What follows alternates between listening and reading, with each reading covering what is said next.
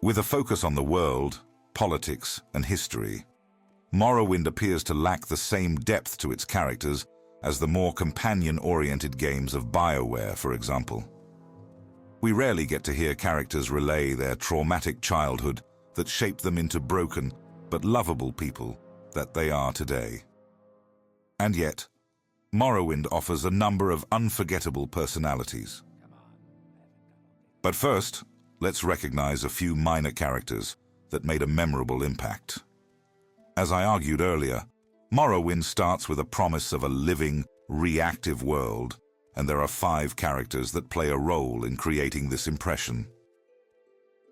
Jub only has a couple of voice lines, yet we are eternally grateful for his off-screen contribution of ridding the world of cliff racers, a true saint. The guard with the most sarcastic line in Elder Scrolls history. Great. I'm sure you'll fit right in. You Inwa, filthy swit! Who let you off your leash? What, Enwa? Was your mother your sister? We're watching you, scum. I'm sure you'll fit right in. Crassius Ergala's iconic voice lines create a welcoming environment for starting a new character. There are a few ways we can do this, and the choice is yours. Fargoth is the first friend we make in Vvardenfell, and we immediately betray him by working with the local bullies. Tarheel's miscalculated landing is our first taste that this is a magical place with many possibilities on the horizon. And the last honorable mention is Yagrum Bagan. His steampunk-like appearance, with the torso placed on top of a base of metal spider legs, is nothing short of intriguing. And the fact that he is the last living Dwemer makes him one of the most fascinating characters in the game. For the title of Best NPC, I have come up with a list of 6 candidates: a skooma addict, a curious cat, a family-oriented tribal chief, an underground abolitionist, a true-to-life Hollywood director, and a mad scientist. Caius's integral involvement in the main quest easily makes him one of the most memorable characters. He takes on the role of a mentor, both for the player characters and the players themselves, explaining to us how the game is meant to be played.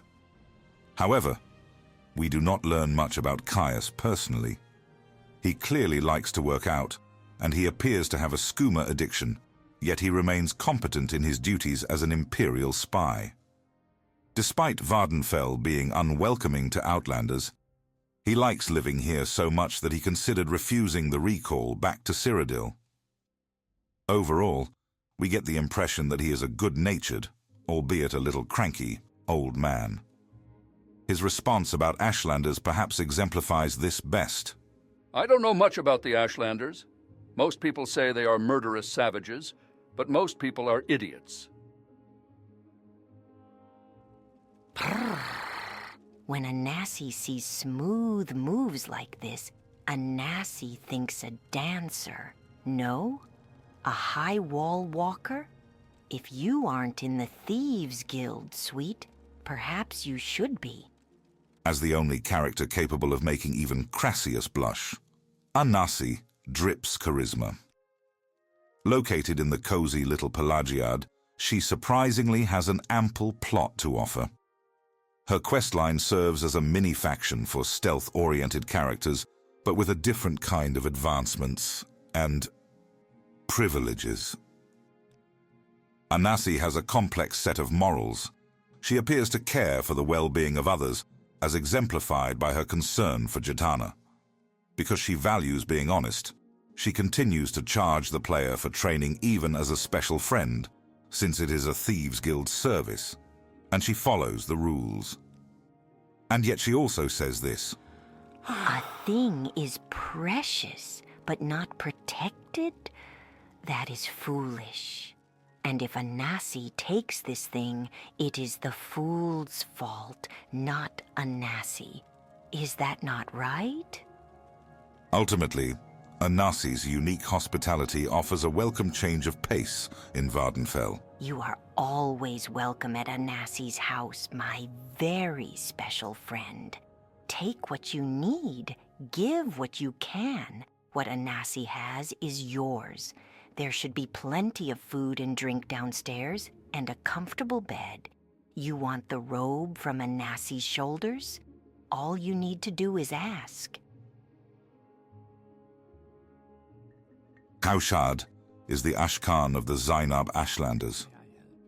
Contrary to our expectations, he is welcoming to outsiders, valuing any information we can share about the greater world. Kaushad seems to be a kind-hearted individual, gently explaining how strange it would be to name an outlander the Nerevarine before giving us a task to prove ourselves. Upon completion, he makes a rather unusual request. It is customary for one seeking an honor from the Ashkan to offer the Ashkan a generous gift as a mark of respect. Because you are an outlander and do not know our customs, I will do you the great favor of naming the gift I wish to receive, a high-born Telvanni bride, a pretty one, plump, with big hips to bring me many sons. Of course, as the true Nerevarine, we decide to take a shortcut and dress up a slave girl as a Telvanni lady. Kaushad is not fooled but does not mind at all, delighted with the company of the woman we chose. Kaushad might be the most likable character in the game. He is kind, smart, warm, humorous, and just wishes for everyone to live a good life. Ilmeni Dren may appear to be a simple Dunmer commoner in St. Delin's canton of Vivec, but she is, in fact, the leader of the abolitionist organization known as the Twin Lamps. Her father, Vedam Dren, is the head of House Hlalu in Vvardenfell, while her uncle, Orvas Dren, leads the Camonatong. The family gatherings must be a treat to observe. Her father calls himself a diplomat and has the following to say about Morrowind. Morrowind is a peculiar mixture of Dunmer tradition and imperial modernism. The council system of government works well, and the temple provides shelter, education, and health for all. At the same time, the legions and magistrates guarantee rule of law and justice, and free trade makes us prosperous. Looking forward, we must overcome lingering resentments by engaging the great houses in the creation of a new Morrowind rooted in Dunmer tradition, but incorporating the best features of imperial civil society. This is a man without principles, swaying with the tide. His brother, on the other hand, is deeply entrenched in a life of crime, running smuggling operations and a netch plantation that relies on slave labor. He is determined to reclaim Vvardenfell for the Dunmer and drive out the Outlanders. With such pair of older influences, it is remarkable that Ilmeni chooses to devote herself to helping slaves escape. Pudding, pumpkin, dumpling, sweetie, muffin are just a few of the pet names used by Crassius Curio for the player character. As a Hlalu counselor, Crassius often takes the opportunity to use his position to indulge his desires. It's an open secret, as other counselors euphemistically refer to it as a weakness. There is something unsettling about having to manually remove each piece of clothing when Crassius demands that you undress in order to advance in House Hlalu. Despite this dark side, Crassius appears to be a force for good. As counselor, he helps the player catch a corrupt Hlalu official engaging in forgery, extortion, and smuggling. He is also a great patron of the arts and a writer himself, having produced the famous play about Lif's tale. The striking personality of Crassius never fails to provoke an emotional reaction from the player, whether it be revulsion, amusement, or a mix of both. You'll still have to earn your advancement, Dumpling. No, no, no. You can't just wiggle that snug little waist and change my mind this time. When you live for thousands of years, you need a hobby. Something you love always sparks your interest. I collect treasures and invite thieves to steal them. Divayth Fyr is a difficult figure to describe. He is a Telvanni wizard, occupying a secluded mushroom tower. He has 4 daughters. Well, not exactly daughters. He created them from his flesh, and they happen to be his wives too. He works with the temple by quarantining victims of the Corpus disease in the Corpusarium below his tower. Conveniently, he has discovered a cure for the disease, helping the player fulfill the Nerevarine prophecy.